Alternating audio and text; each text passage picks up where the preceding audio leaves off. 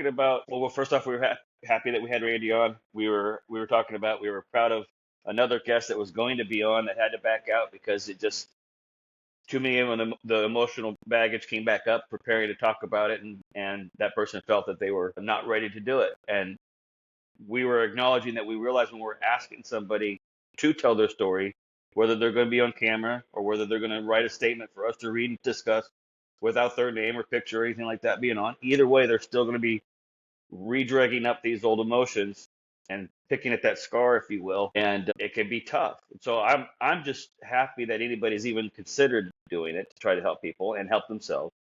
And we completely understand if something comes up out of it where it's like I just can't do it.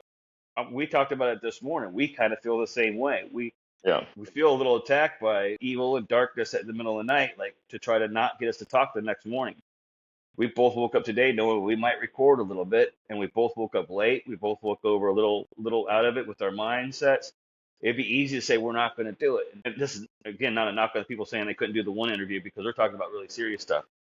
They're going through their serious trauma. We're just trying to keep this thing on track and keep moving, and we're still having struggles doing it every time because we're still having those negative emotions and thoughts, and like it's not really worth it. You don't really have anything good to talk about today. You don't feel good. You had a bad dream last night. You remembered some of the trauma that you've had before because we're talking to people about trauma, and so it kind of keeps recircling in our lives. And sometimes we put it aside for a little bit, and then when we go back to lift it up, it's grown more and more.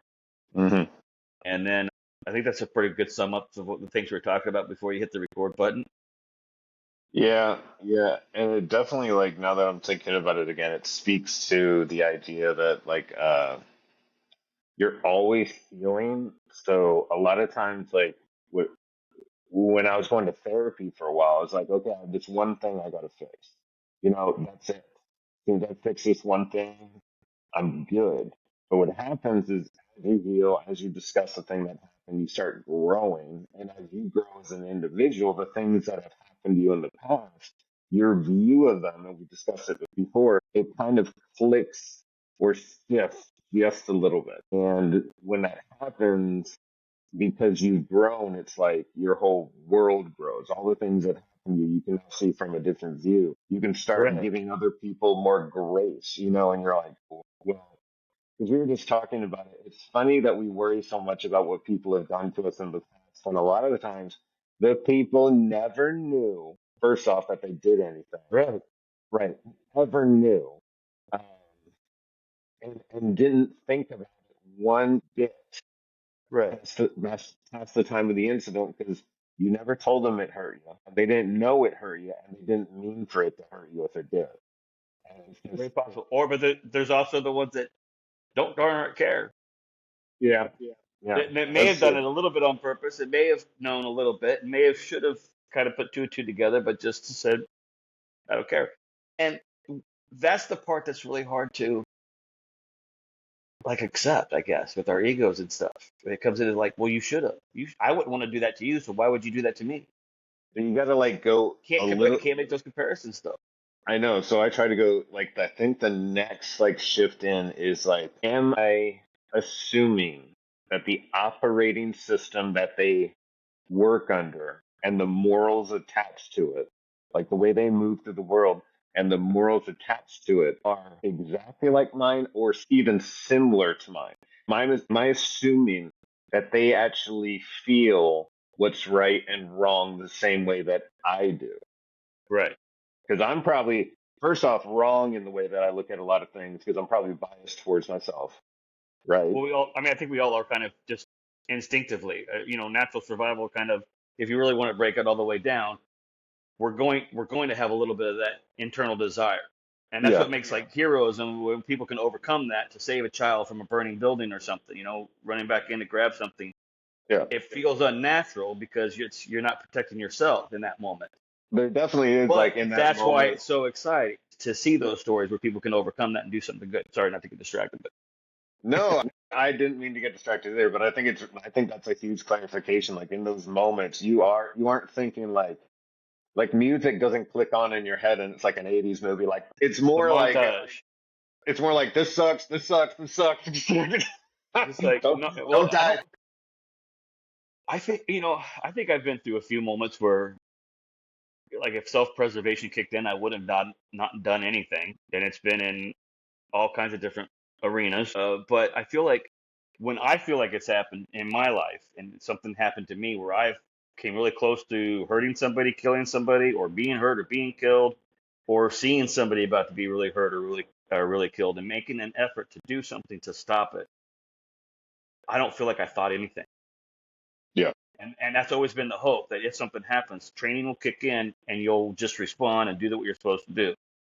Now, we're police officers, and I was in the military, so obviously we have more training. We decided to go down that path, so we start having more responsibilities. We start getting viewed at a little bit differently, and that's all a wash from what we were trying to say originally. I'm talking about Joe Schmo, normal person's neighbor's house catches on fire, and he decides to run in and help somebody get out. Hmm. And those things happen too. Yeah. And they didn't have training. They Right. hadn't mentally prepared themselves like I could be faced with a situation I had to take somebody's life or having my life threatened. They didn't have any mental preparation before that, but Yeah. yet they can still go down that road without even thinking about it. So, I'm not trying to take away from anything from us first responders either. I'm just trying to make sure we realize that we're not only talking about people that had training. Well, And what it's I the same mean, thing about trauma and trauma recovery. I think what I mean is like a lot of times I think that we think that heroes don't have fear.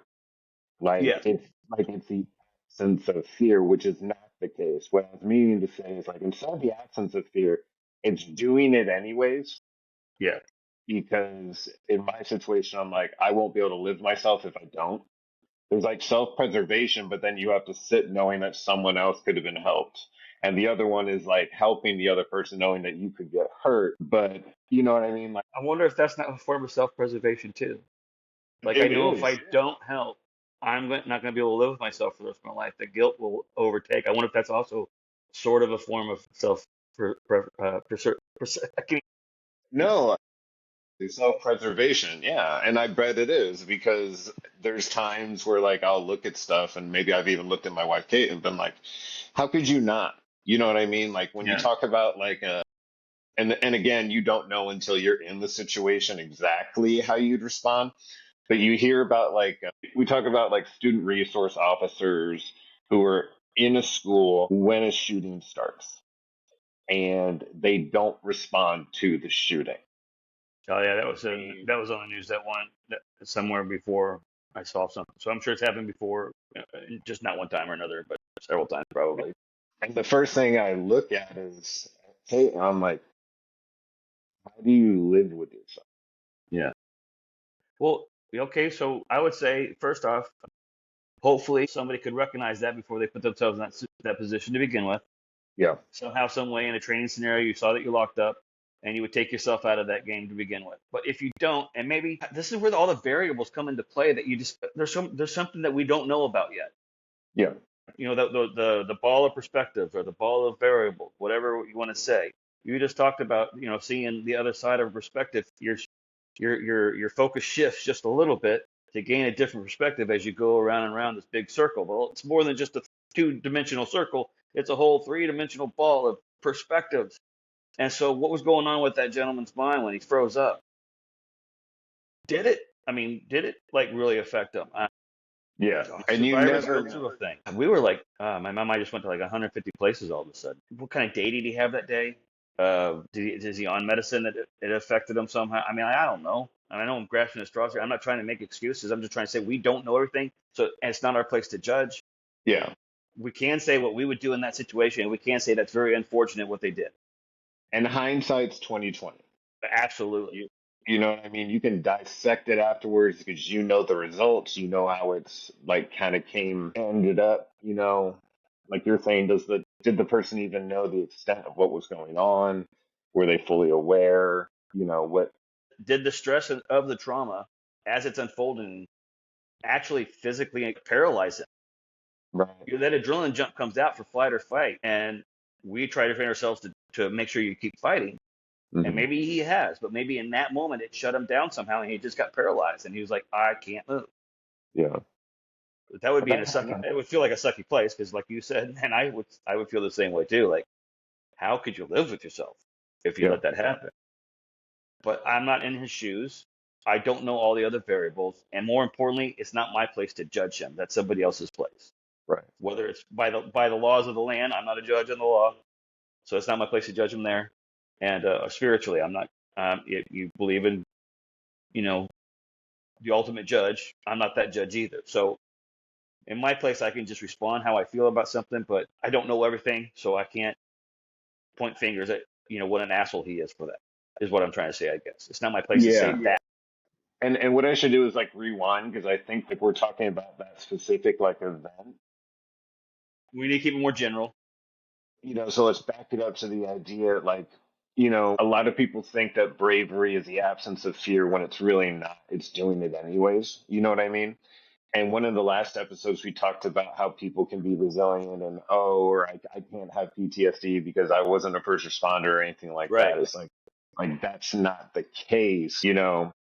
It's in the moment. Resilience is in the moment when like the devil on your shoulder is saying, you know what, you should quit. This isn't even worth it. You're not even a person worthy of help or something like that. You just say, no, I'm doing it Right. anyways.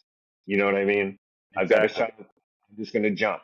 Screw it. Well, The it's fun worst thing that can happen is it doesn't work. The only way it absolutely doesn't work, if you stop. is if I don't do it. Yeah. So that's all it comes down to, I think, and a lot of times in like first responders and like, and trust me, there's a lot of first responders who don't respond, the way that you would think, quote Right. unquote, a first responder would. So it's like every individual is different regardless of a job title. It's just in that moment when you feel the fear and you're like, if I avoid this situation, I live. If I go, I possibly die. But if I don't handle this situation, I know that the guilt or first off the situation won't resolve itself and second off I'm just going to feel terrible and then the post looking back at it hindsight 2020 in my opinion I'll always be like oh, I should have done it but again this is a Yeah. huge topic it's not as simple as like Right. And because every day could be any single day, you could have enough variables in your life, personal life, real life, wealth, health, whatever, and it could absolutely affect how you respond, even just a slight degree, one way or another. yeah I And agree and it's just not one side or the other. There is so many different little degrees in between yeah where you get more into the quote unquote gray area before it goes into the wrong area, or into the gray area before it gets into the correct response area that you expect for yourself. yeah So and then it comes back down to like don't be so hard on yourself. But I think it's interesting that we're talking about this right now. When just a minute ago you mentioned the '80s movies montage, yeah because I had a thought about this too that I was wanting to share about '80s movie montages, which is so ironic because I mean this is how things work sometimes. I have a thought, you have a thought, we start talking about it, and realize we were both having some of the similar thoughts, just a little bit different ways, and we just get to push it all together. All those '80s montages have done was train us that the work is going to be easy. Like in Rocky movies, he's got to yeah get back into shape so he can fight the next Rocky movie. We see the workout montage where it's showing all the hard work, but that's only 5 minutes long in the movie. yeah But that 5 minutes is the hardest part of getting back into shape physically for a fight. Same thing with your mental struggles. Same things with your trauma struggles. Whatever it is, every movie has a moment where the hero gets the act together and is going to right the ship and start doing make up for all their mistakes and make up for other people's mistakes and make the movie a happy ending for the most part, unless you like George or R. R. Martin. He doesn't make happy endings, yeah but in those moments of self awareness and overcoming your troubles is always like a really short little part of the movie, and that's the hardest part in real life.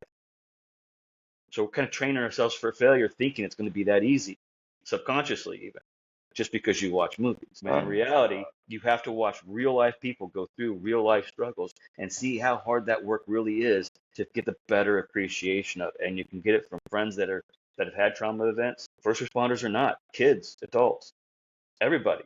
You can see yeah somebody else's worst day and know how you've helped them some, and you've seen them become an inspiration. Just saw another great one about inspiration. Woman in a wheelchair goes to the gym, and as a guy in the gym goes, that's the greatest inspiration I can see because She came in with extra fears, without knowledge, just a desire to try to get in better shape. Right. And she came in and she did it. This guy over here is in the gym every single day. He's slurping his juice. He knows all it was for him. That's not as inspirational as it is this person who's overcoming all those fears, Yeah. doesn't have the knowledge, is trying to learn as they go, is not going to let the doubters say, you don't belong here. Like, why would you feel you have the right to do that anyway? But some people, like, learn to play the guitar and somebody walks by and you're like, oh man, you're no good at that. Well, I'm not going to be any good at it unless I keep practicing. Yeah. You're not going to get any better at lifting the weights unless you get in there and lifting the weights and don't listen to those self doubts and stuff, because most people aren't having them for you. In fact, you can be even a greater inspiration to somebody. And that guy said I had to go walk up to her, and then she was the greatest inspiration I'd seen in the gym. And man, I love those kind of stories. That's awesome. Yeah. We all need Yeah. to be doing that more. If you're the type of person that could tell somebody they're stupid for liking something, like this podcast, I have gotten one negative comment from somebody saying it was stupid, and my response was fine. It's not for you. There's nothing wrong with that. But I mean, how twisted is it in this argument or in this moment that that person was having that they could say, "Well, that's stupid. You shouldn't do Mhm. it," and just plant that seed of doubt in my mind? Like, would that make you happy if I said you're right and just give up on it? I Right. mean, that wouldn't be the right answer for me either, because what we say all along, it feels good to talk about it, so we help ourselves first, and Yeah. then we get positive feedback, and we know it helps some other people, and that's all we said. If it helps one, well, it has helped at least one, and hopefully we can do more. Every episode, we can help just one person, then we can keep winning at this. I don't know. Why would you tell somebody that they're stupid if they're just trying to do something good? Yeah. What if there's literally someone around the corner who needs your help and you go, you know what? I'm not going to go around this corner because every other corner I've gone around, there's been nobody. You Yeah. know, there's also like I've heard before when it comes to Christianity. Sometimes people are like, why does a Christian always have to be telling me they're a Christian and like Jesus is the way? Yeah. And you may have mentioned it at some point. It's like, how much do you have to hate someone to not tell them Right. how to get out of the situation they're in based on how you got out of the situation you're in? You Right. know what I mean? Like, how selfish is that? Like, and truly, if I'm on like a mission or something like that from some sort of higher power, somehow I got out of a situation that I know I wouldn't have gotten out without a like, what's that higher power want me to do? Shut up and just run around acting like I did it on my own or acting like I did it on my own? Right. That would be wrong. You know what I mean? Like, that would be living. I don't know, that would be claiming something that's not yours. You know? Yeah. If you say you did it all on your own without any help, I mean, I haven't done anything without help of God and Jesus in my life. I mean, I read the Bible front to back when I was like 13 years old. Yeah. I was going to church actively. I was in a youth rock band. We went around to different youth centers from the age of like 15 to 18 range, where we would just go to different youth centers all around Topeka, Kansas. I guess maybe 16 or 17 range, probably before, somewhere around that way. Were you on? But, Were you on that? we wrote our own songs. We did some covers of different, Rich Mullins and Stryper and all them other Christian rock bands and stuff. But, and I struggle with this one a little bit too, because it makes a lot of sense. How much would I have to hate somebody not to want to share the goodness of Jesus? Right. But you can give glory after you get your acknowledgement or your accolades, and you can say you got it because of God. What ended up, I don't know. I guess what ended up turning me away from being that way is it came. I could see how it came off preachy to some people, and it turned them off. Right. But at that time, we were also like, they were like, hey, let's just go door to door and tell people about Jesus. Well, okay, are we crossing the line now? Well, no, not if you think that, what kind of person you have to hate people to not tell them. And if that's your perspective, then yeah, you should be knocking on every door. Right. But some people aren't going to be receptive to it. That's my only point. Some people aren't going to be receptive to that level of teachings. So sometimes you have to just, I don't know, just live by the example. I don't have to be preachy. I can just live by the example. I always try to. I've always prayed. I don't go to organized religion because I think there's too much hypocrisy in it. But I don't want to blame anybody else who does, because if you're getting something out of it, then go get it. If I go somewhere and I get more negativity out of it, then I don't want to stop going. I don't want to do that. So I can put myself in a different place and still get the positivity out of the message. I can open the Bible myself and look at the verses. I can pray to God, and I don't know. in the middle of a fight. I hate the like, well, you say you're Christian. How could you talk like that? That's just such a, I don't know. It's such a stupid cop out kind of like excuse in a fight. I don't get that. I'm just trying to be good. I'm trying to help people. Yeah. I try to be the best version of me every day that I can. I try to be better than I've been before. I try to be closer to my relationship with God because I know I've gotten away with it because I went through such serious depressions and struggles with, I went into that typical mode. If there is an all-knowing God that loves everybody, knows everything's going to happen, then how could he let kids with cancer, whatever bad things happen to people, how could he let those bad things happen? So I very much became a little bit cynical inside with my responses to how I viewed life and my faith and my spirituality because seeing some crappy stuff in the world. 3 different deployments in 3 different parts of the world. I've been a civilian police officer in 2 different states. I've been a military police officer in a couple other places too. Yeah, you see some things and you hear things and you see other people go through things by proxy. You can relate to them. I mean, I'm a very empathetic person. So when somebody does talk about having a kid with cancer, I'd be like, yeah, I get it. I don't know the answers. I can't.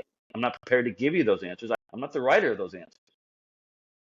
But I've come to one conclusion about it. We are here to try to enjoy life, to make the best out of it, try to help others. We're here to praise Jesus. We're here to praise the creation. We're here to just focus on positivity and love. When bad things happen, it's not necessarily because you've done something wrong. So we got to get out of that kind of mindset. And if there really is an eternity, then the short time that you live on this earth, whatever struggles you go through, if they're supposed to try to guide you towards the light and towards the right side of, truth and love and peace instead of hate, anxiety, and fear, if you're trying to guide you that way, even by going through things of fear and anxiety and hate, and going through troubles and going through things that are unspeakable and unimaginable for like child cancer, there's a plethora of others. I'm just going to keep saying that so you understand. I mean all of those things. Hmm. And if it's the goal is to try to guide you into getting through shit creek and becoming out on the other side a better person and more equipped to not feel as bad the next time a bad day happens and maybe even help somebody else get through a bad day, then we've joined community, we've joined love. And if time on earth is nothing more than just to get us to that point, then yeah, I can see where that from that perspective, that creator, that God would be like, I just put the ball in motion. You guys are supposed to respond to all these things. You're supposed to, be the community ants that come together and does everything for the right reasons. Yeah. So, and that's a really hard perspective to get to, Yeah. especially when you had some trauma. And it's going to be even harder for people that's had those really serious traumas that I would talk about. I don't have a child with cancer. I can imagine what that's like, but I don't know. Right. And that's another worst thing. When you are going through depression, having somebody tell you, I know how you feel. Do you? Right. A buddy I talked to from Colorado had a bad motorcycle accident, broke his back. He's going to counselors about depression and stuff years later after he's healed up. He's in a wheelchair. I know what you feel like. Do you now? You're not in a wheelchair. You can't tell me how you know how I feel. So we have to be careful of that kind of stuff whenever we are talking to people about their therapies and their traumas. Yeah. We understand trauma, but I don't know exactly how you feel right now because I didn't go through your things. I didn't walk through your footsteps. Yeah. Or where you are now in the road. Because Right. because as a person, and I know you could probably say this, like a person's only going to be able to use the tools you're offering is when they're receptive to take them. Like Yeah. I was being told for the longest time, you should do this, you should be doing that. Or I know a lot of it too was like someone trying to come to me and be like, I know how you feel. And the first thing Right. in my mind is like, no, you don't. Every night I'm borderline wanting to end it. Where have you ever been on that? How can you tell me? And there was this wall that was just straight put up. And it wasn't only because I didn't believe you, it's because I'm just trying to survive. Like Right. I'm literally treading water and I figured out just the right way to tread. And now you're telling me a different way or that the way I'm doing it could be adjusted. And you're just like, shut up. You know what I Yeah. mean? You don't know what you're talking about. But what happens is you're over there treading the way you're treading. You're like, eventually you're like, you know what? If I keep doing it like this, I'm not going to survive. So I'm either going to have to adjust. What was that one person saying? fine. And then for me, it was like that one person said Jesus. And I was like, fine. Jesus, if you're there, I need your help. I need you to show up now. And then somehow something happened. And I was like, huh. And I didn't tell anybody. I didn't want to tell anybody because I'm very much like, I'll handle my own stuff. You just the rest of the world stays over there. I'll handle my own stuff. Thanks for all your, your nice and, messages and all that kind of stuff. But you don't know what you're talking about. But then something happens, like this person tells you, like a doctor's like, hey, we'll say your therapist. Your therapist is like, I believe that you would benefit from meditation. And you look right at her, and automatically the response is, how are you going to tell me to sit and be quiet when I can't even stop thinking about this one thing? I can't stop thinking about it to the point I can't go to work. I'm having trouble with relationships in my life. I can't sleep at night. How are you telling me to meditate?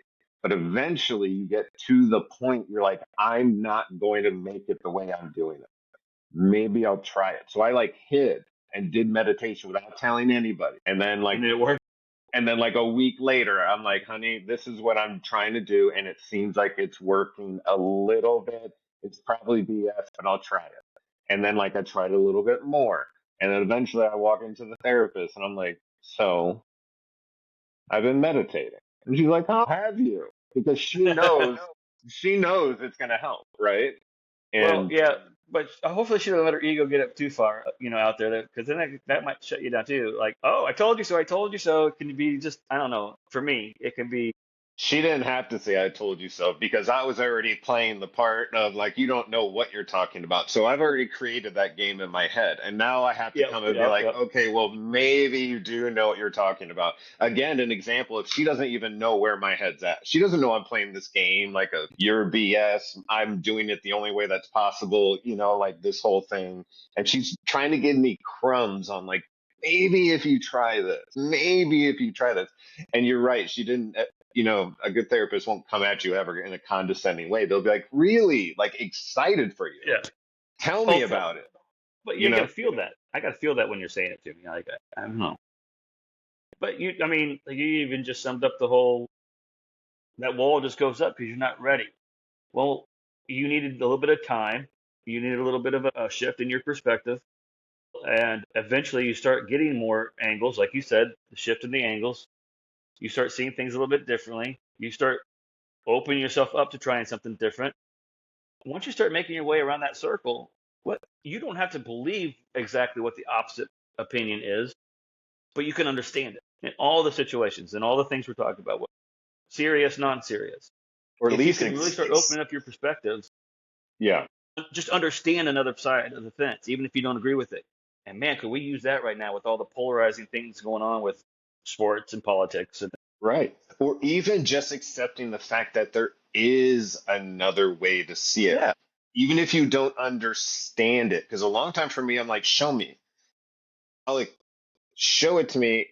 I don't have to like totally understand it, but I understand as long as I understand like the concept. But that's building a little bit of a wall. If I don't understand the concept, I'm almost like dismissing it as like whatever you're doing is BS and it doesn't exist. Do you get what I'm trying to say? Like yeah. just in a basic way. That was probably way too No, no, much. that was a good point. Like, not only you don't. Well, I was trying to say, like, you just, we're kind of saying the same thing, just a little bit Yeah, different. yeah, We're yeah. I agree. acknowledging that there's another opinion, even if Hmm. it's not the side that we agree with, even if it's the Yeah, exact opposite of what you believe. yeah, So obviously, religion to non-religion. yeah. That's I a good believe in example. Jesus. You don't. I can at least acknowledge why you say you don't. I can Right. understand that there's an opinion there. I don't have to agree with it. Hmm. Which is a funny look. If there is no God, then there can't be any atheists. That's true. That is true. But Well said. it doesn't have to be it doesn't have to be the biggest reason we can ever think of as a human being. Why are we here? It doesn't have to be that topic. It can be a work topic, something small. I think we Yeah. should approach this project this way. Well, I think we should approach this project from this side. You should be able to see each other's sides and take the best out of both of them, push away the bad out of both of them, and make one really good idea that you guys can do as a team. Yeah.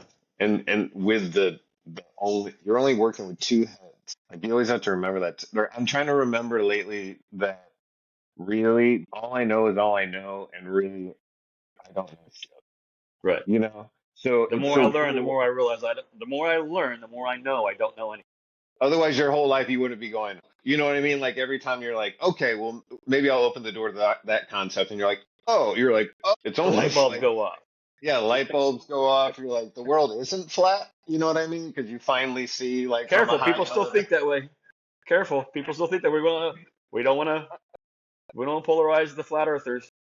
I'm just saying, like, there's a funny scene in what's the movie? It's Jack Black. It's Year One, Yeah. and they're like Neanderthals, and they get to the top of a mountain where they were convinced the world ended, and then they look over and it's like a huge landscape, and he's like, "Look, the world doesn't end." You know, and like their minds are blown. You know, it's something that simple, like, oh shoot, you know, And we're there doing the are same other thing planets. with You know, universal studies right now.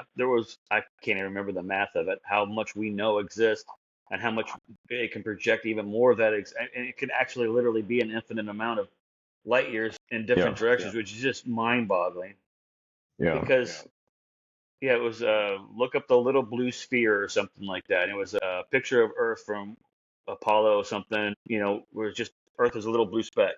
And it's like, put it into perspective. Every problem you've ever had, every problem you've ever heard about, every problem you've ever experienced or see somebody else experience or you read about or you heard about or you've imagined, all the life, all the death, all the living, all the hate, all the love, all the hate, all the fears and anxieties, all the hopes and the joys are all in that little bitty blue speck compared to all the rest of this universe. Put yourself into perspective. It's okay. I like it. Take a breath. Control what you can control. Who knows what is out there? Who know? I've got a lot of theories, but one of these days we should talk about all the different weird theories I've thought of about, I don't know, whatever perspective you want to put it from us being on Earth or the creators of the heavens and the earth upstairs talking about us and how we live our lives and how like it's like a sitcom kind of mentality Yeah, where there's like, I'm gonna fuck with this guy. Look at this. Bam, I'm gonna do something funny and whatever. See how he responds or something or what does happen after death and try to spin it into different funny ways and how maybe there is reincarnation, you become an animal, there is a reincarnation level where you just continue living through all of your relatives, and so as you get older and more relatives pass, more relatives are joining your side of your life and helping guide you, and they're getting to live through you. So like they lived hard lives, did a lot of hard work, but now they're getting to live a little bit of an easier life with an actual hot shower and all that. So they get to experience all the little things that happen in life too. And then when we pass, it's going to go on with our kids and our grandkids and our great grandkids, where we're going to get to experience how things keep going. Now this is a really fantastic idea, but I'm just making shit up. I'm just, no, wouldn't it be funny if it worked that way? Could you make it like a movie or a show where it worked that way? I think about making it like a movie because there's also a thought that when we die, I said something to when I was younger, like, what happens when we die? And I think it was my mom or one of our pastors, youth pastors, said something like, well, first off, there's going to be like a judgment day where we get to see everybody's lives. So basically, we're just going to binge watch everyone's lives and see how they go, how it works, see it from God's perspective with all their intentions and reality, and how they responded poorly and badly, how they recovered from it, how they readjusted their footwork and got better or didn't get better, and then so it's like no wonder we like binge watching TV shows. We're just preparing ourselves for what happens up there, right?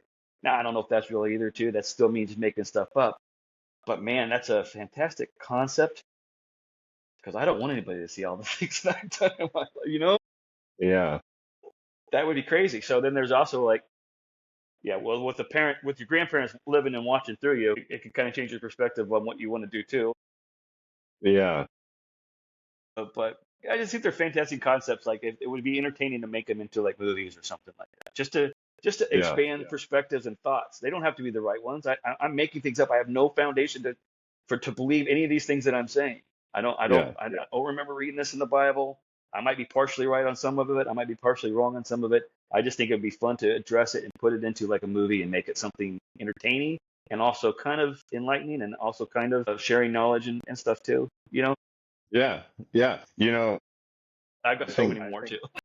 I think my dad would think this is funny, but he passed away last March, and that's quite a process. When you lose your dad, and Your first superhero. your superhero, but the concept then of like where he is, what I Yeah. mean? Like we work a lot of times with our relationship with faith and spirituality, but when the rubber hits the road, that's when it like really matters. You know what I mean? So you're actually applying the concepts to real life and all that kind of stuff. And so based on my experience when I was in the darkness and I, called out, Jesus, please forgive me. I had actually told my dad prior to him passing that if he ever gets into a dark place, to do that. I was very kind of serious about it. I was like, I don't know if this matters, but Yeah. this is what happened.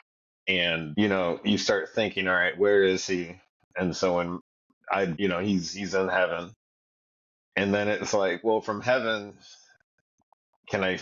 First, it's like, can I see you? Can I touch you? Can I talk to you? Can I talk to you, Dad? Where are you? Can I talk to you? And then once you establish that you can talk to him, it's like, oh, I wish I could see you, but I bet you can see me. And then it's like, shit, he can see me. Yeah. And that's where the funny part of the comedy would be. Dad looking down at your grandpa looking down at you and go, yeah, I can see you. Stop fucking masturbating so much. Whatever funny way you want to take it. Is there a veil Yeah, I can yeah. pull? Just stop it with that porn thing that you keep like watching. It's not good. I don't want to see it anymore.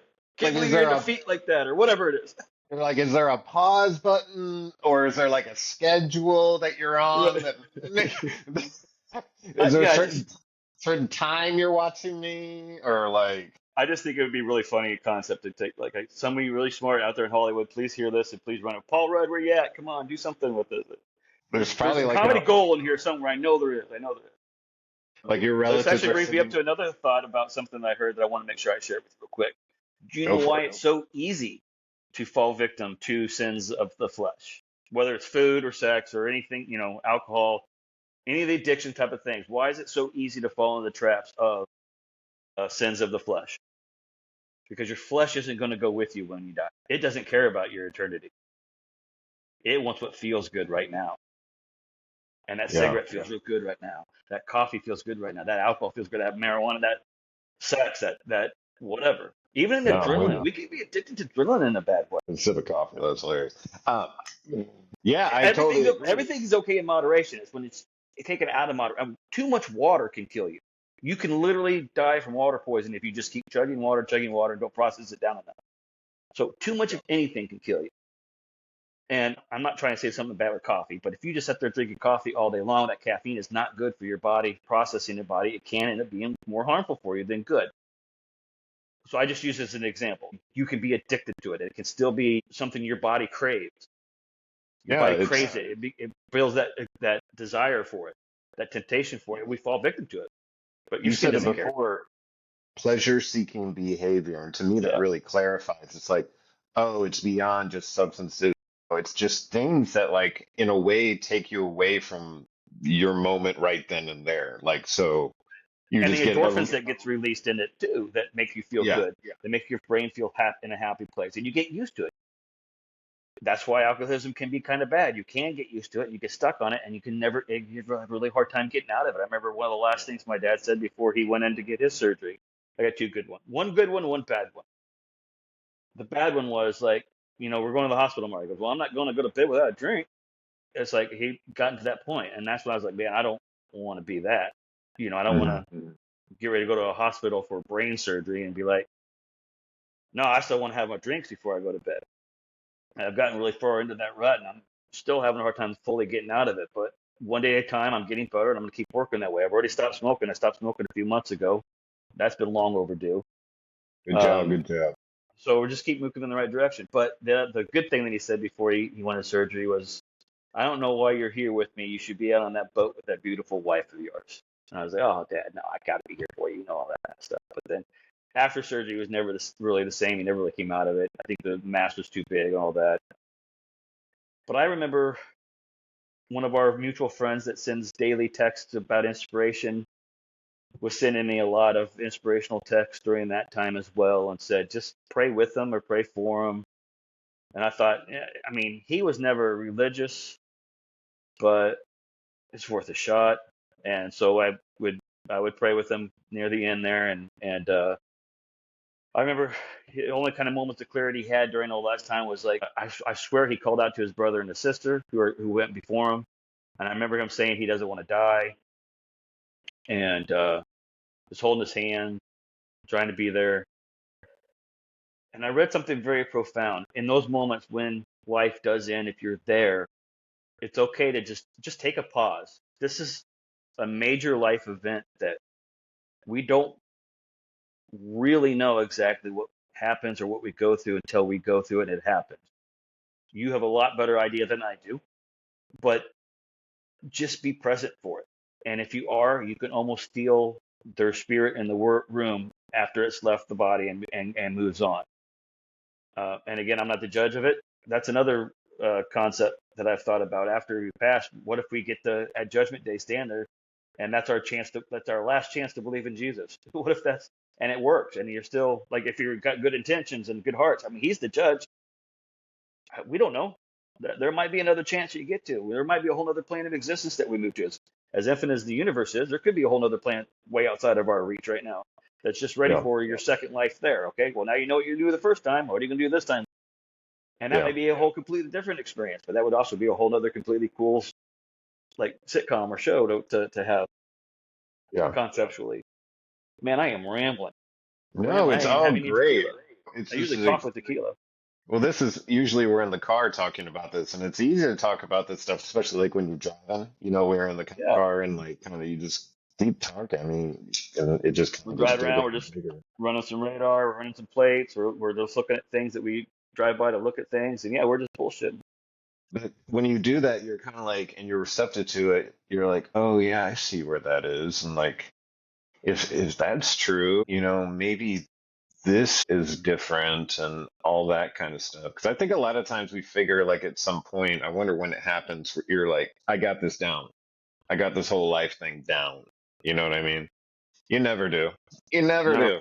You know what I mean? Because you keep looking back at yourself 5 years later, you look back, you're like, I didn't have my stuff together at all. And then you're like, well, now I got my stuff together. But that's good. We talked about that earlier too. You should always keep growing. Always keep growing. Absolutely. Yeah. And yeah. What's funny is, and you'll find this as you like grow, is that when you start talking about things and when you start like actually like applying things and things are actually working, we'll say meditation, and you start talking about stuff with like your friends and you're like, this has really been working, like it even helps my alcoholism because, it gets me in the right state of mind. It gets me kind of calm. It gets me inside my body and blah, blah, blah, blah, blah. And this is blah, blah, blah. And your excitement, the way that you're shining bright, if you're not careful, can cast light in places that can cast light in other people's lives that they're trying to keep dark. So it can accidentally, in a way, push people away from you, but it's only because you're on a journey of like getting better and like growth and this sort of stuff. And they just aren't ready And for it yet. and they're just not ready on their trip. You know what I mean? At some point, you decided to jump and go for it. Everyone has their own time, when that happens. It doesn't matter that you jumped and you all of a sudden you're like, yeah, this is my journey. You should be doing it too. You should be doing it too. Why aren't you doing it? They're just not ready to start their journey just then, just like you weren't a day before you jumped. You know what I Yeah, mean? So it's like people are just kind of on their own journey. I'm rambling now too, but I that's think it's okay. like it's important to like just give yourself grace. Well, and I remember we said we both woke up this morning feeling like we didn't want to do this. We weren't even sure we were going to actually record something. It could be because we were going to say something that somebody was going to hear that they needed to hear, and some level of darkness didn't want us to share it. Some level Yeah, of misery and darkness and hate wants that person to stay in hate and misery and anxieties and fears. But because we're just talking and we're talking through not even wanting to talk, it might have given them some inspiration to seek a little bit more information, seek a little bit more knowledge, seek a little bit more light. yeah, Oh yeah, I had I had a really crazy dream last night. I'm trying to remember it. It was something. It was something to the effect about how positivity breeds more positivity and darkness brings more darkness. But it was such a weird. visual part of the dream where it was like I was actually physically seeing it work in, I don't know, some sort of weird time and space. Like somebody must have put some mushrooms in my dinner last night or something because I was tripping. You know what's weird is like I have my dreams every night. They're always about death. You know, they're always like on a high intensity. I'm always failing in some capacity. I could always need some help that I'm not receiving in some capacity. You know, like all this kinds of stuff. I burn so much emotional energy on it and like physical energy that I wake up and I'm tired. Hmm. But an hour later, I can't remember exactly what the dream was. Yeah, I'm like, how fucked up is that? That I just dumped like what would be an entire day's worth of emotional energy during the evening. So I wake up tired and I'm like, you know what I mean? And then I can't remember what it was on. It's it and like it literally, if you do that enough like nights and years in a row, it almost feels like at night you're living an alternate life in like an alternate universe, yeah, and you like seriously consider the concept like, is that real? Am I like yeah, somehow dipping into another dimension? Like, is all this because I have gray brain? You know, if you don't have oxygen going to your brain, it goes from like a nice color to like a gray brain. I'm like, do you think oh, all that breaking or making all that gray brain like opened a door to another dimension? Like, I seriously have thought about this because it's just been years every night. You know, you just getting wrecked, and then you wake up.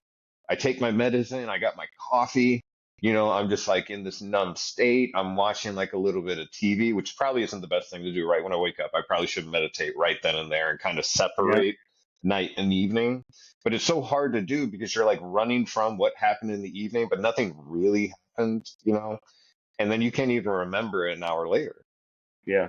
But I do I know I used to go to keep the same. a notebook by my bed, so when I have like bad dreams or even good dreams, mostly bad dreams, or any kind of concepts, because good concepts can come out of some of the bad dreams too. That's So true. it's still in there. It's just Yeah. the hate part feels more powerful and it felt more overwhelming and it was more emotionally draining. But no, you're probably emotionally drainage comes a little bit because you're fighting those bad thoughts and you are trying to put some good out. Yeah, so it's a struggle that would definitely add up to that kind of You, emotional dump. But I would get up and I would write something about it down, and I ended up doing some poetries and stuff out of it. I haven't done it in a great many years. you know, I also wonder because every night my dream's like a battle. So I'm also wondering for the past couple years, like, why is it like I'm praying before I go to bed? I'm trying to hand over my life to God. But in my dreams, I never call out for God. I never ask for God's help. I don't know what it is. You know what I mean? And It's a deep-seated rooted fear and anxiety that there is nothing after, and that was all just a like a dream or something. man, I don't know. I don't understand. Like, It's subconscious there, I'm like telling probably. myself before I go to bed, I'm like, call out to God. Like, don't fight. Stop fighting. You something you said just like made me think of that. Like, why is it every dream is a fight? Why do I even choose to engage? Like, why can't I Yeah, just be like, that's the part you got to try to train your brain to not engage. And oh man, just be like, you know what? I'm not playing. I quit. I'm not playing. No more. Even if you want to beat me, just beat me. I don't care. Like, I'm not fighting. I'm not fighting anymore. Like, that's it. yeah, who was it Keanu or was it somebody else that said some actor, maybe Jim Carrey? Somebody was like, I gave up on fighting with people. You think 1 + 1 = 5? Fine, you're right. Have a good Right. day. Because they could That's actually believe awesome. it. Can you do that to yourself with these Yeah. fights at night? You're gonna have to try. I have to try. That's a good perspective way to put it, though. I appreciate hearing it from you because it definitely kind of gave me one more click on the perspective table. Yeah. That's all it is just these constant clicks. And every time you click, you really realize if when you really accept the click, especially if it goes against something that you predisposed before, you're like, man, it's just easier to realize I don't know shit. And one of my key prayers now isn't to protect me from the world, it's to protect me from me. I'm usually the source of all my problems.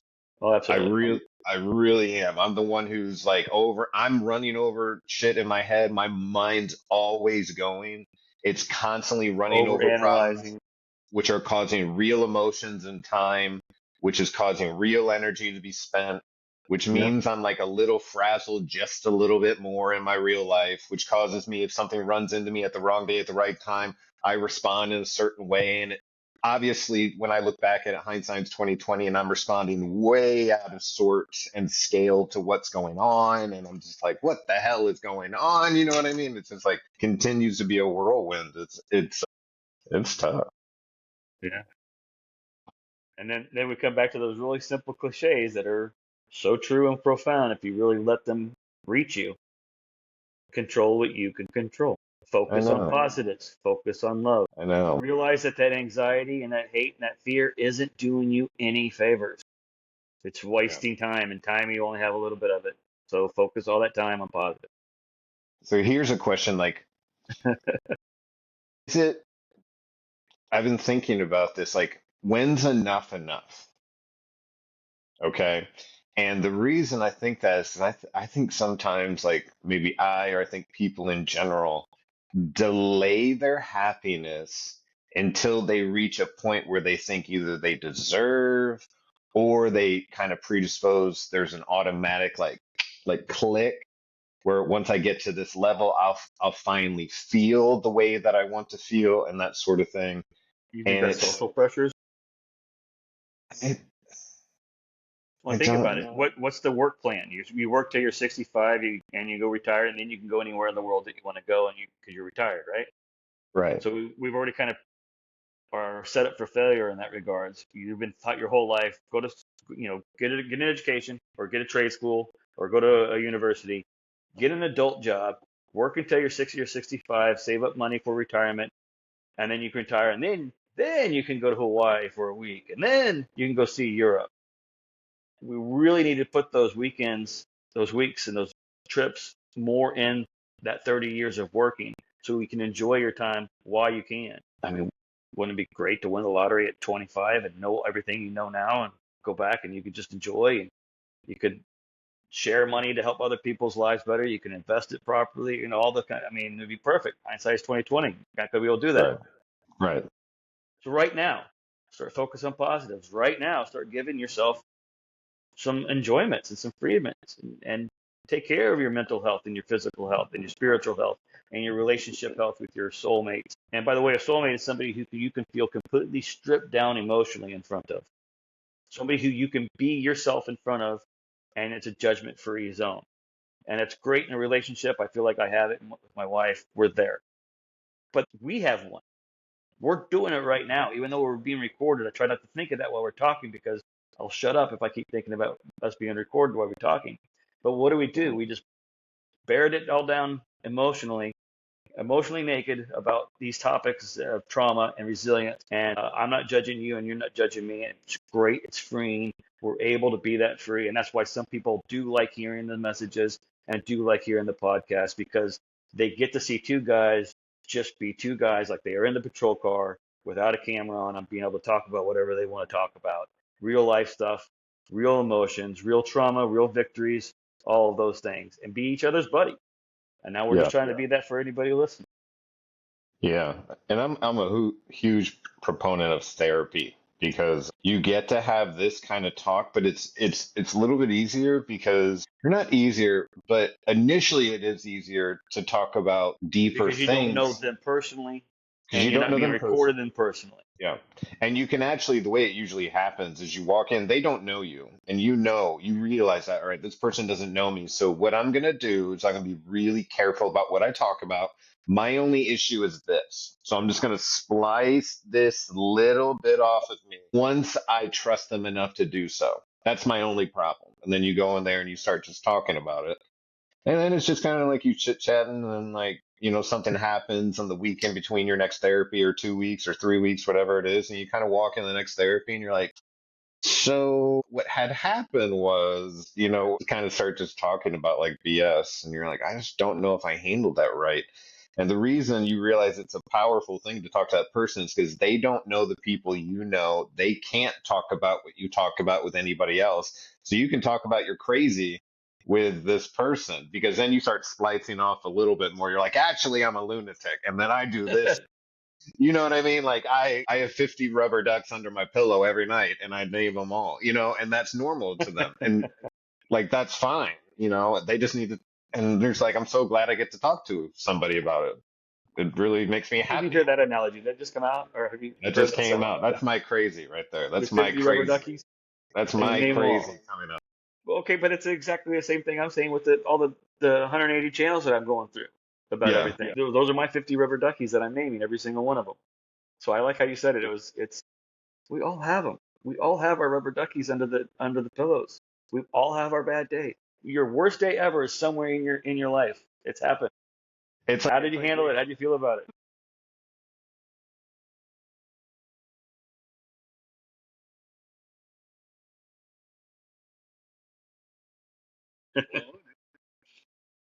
Caveman style? We going caveman style?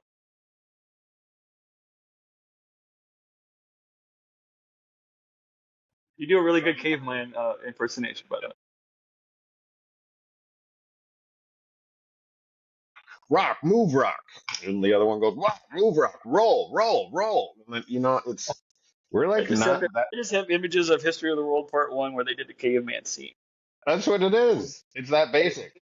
Roll, roll, no pickup, roll, roll. And then, like basic stuff. And we're just so dumb. You know what I mean? And we think we're so smart and we think we have like a grip on like what reality really is. Our reality is we wake up in the morning. A lot of us are so blessed that we wake up in a building, on a bed, with a pillow, with Yeah, warmth. And we're like, hot this is water. Hot water showers has just been a thing for like what, 50 years, and 60 we years? and we literally wake up going, my life is BS.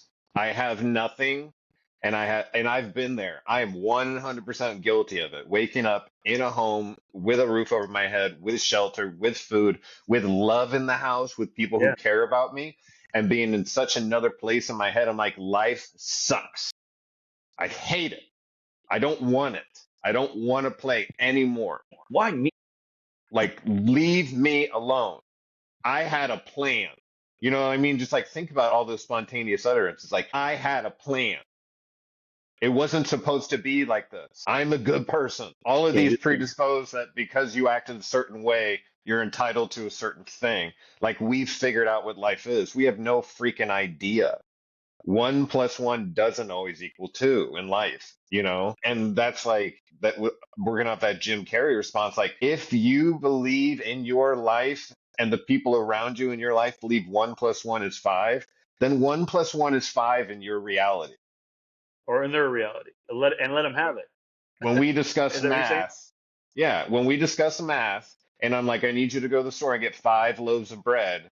You're gonna go, how many is 5 loaves? I'm gonna go one plus one, and you're gonna go, oh, five. Okay, I'm gonna get five. So they come back with two.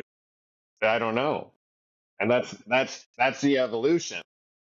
Then they're like, no, one equals 2.5. You know what I mean? Then they like break down. They're like, okay, well, if Okay. five and then Well, that's four 2.5. perspectives, right? Exactly. So it's like, but who's wrong? Whose place is it to say you're wrong? Exactly. Like, who the hell are we? You know what I mean? Like, and if you really think about it, like, it's really scary sometimes. Like, and we'll just talk about like laws, or we can talk about like for the longest time in the public schools that I went to, like the high school, you could wear a hat, right? And one day, the principal decided no one can wear a hat anymore. Everybody wanted to wear hats. And then everyone wanted to wear hats, and then it changed. But it was like, it was one person's personal opinion that students shouldn't be wearing hats. So he basically saw it Yeah. as, well, everyone should follow that rule. And everyone's like, well, we don't see it that way.